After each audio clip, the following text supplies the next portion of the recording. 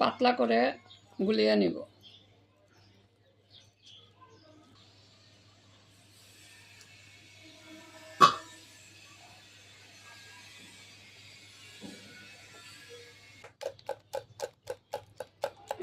বাটিটা একটু কাজ কইরা এইভাবে কইরা ভালো করে এটার এইভাবে এভাবে কইরা বাড়ি দিয়ে দিয়ে ফাটাইতে হইব। 5 মিনিট আমি এটাকে ভালো করে ফেটিয়েছি। এখন এটার মধ্যে তেল দিব 2 টেবিল চামচ।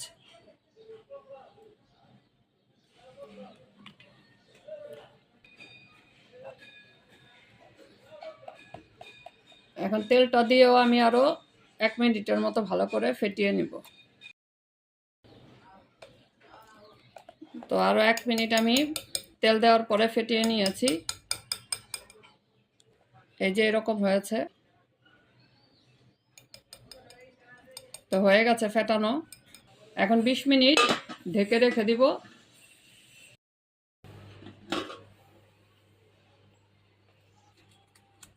এখন কিনো দিয়ে দিব এখানে পুরো 1 প্যাকেট। এখন ভালো করে আবার একটু ফেটিয়ে নিব।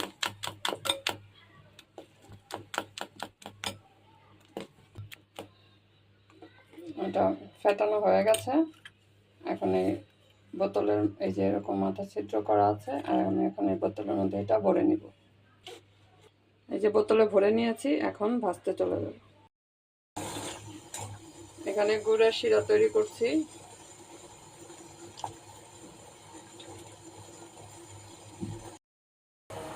শিরাটা এখানে হয়ে গেছে, এখন নামিয়ে নিব।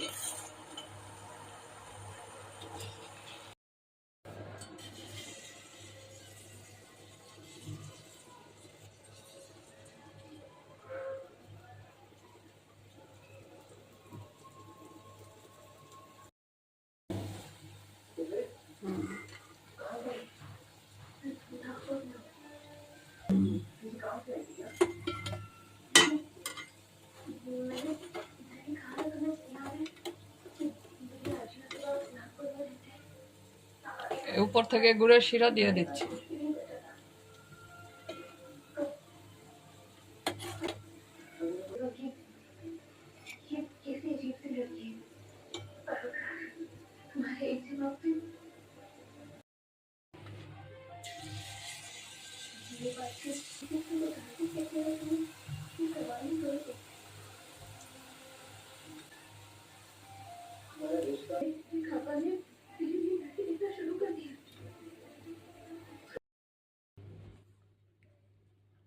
বানিয়ে নিলাম গুড়ের জিলাপি।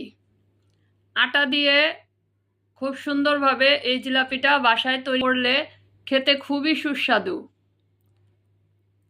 আর বানানো খুব সহজ। আমি একবার জিলাপি বানিয়েছি, সেটা আমার জিলাপি ভালো হয় নাই, সে ভিডিওটা আমি দিয়েছিলাম।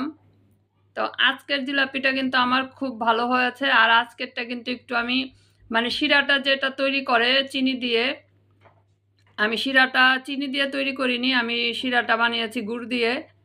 তো গুড়ের জিলাপি এটা খেতে খুব মজা। আশা করি আপনারাও বানিয়ে খাবেন। এই ইফতারের সময়, এই রোজার ইফতারের সময় কিন্তু জিলাপি ছাড়া ইফতার জমে না। তো ঝটপট বাসায় তৈরি করে নেবেন। আমি এখন একটা জিলাপি ভেঙে দেখাই। দেখেন কত মুচমুচে হয়েছে। শব্দটা নিশ্চয়ই আপনারা শুনতে পেয়েছেন। ভিডিওটা কেমন লেগেছে জানাবেন। সবাই ভালো থাকবেন। আল্লাহ হাফেজ।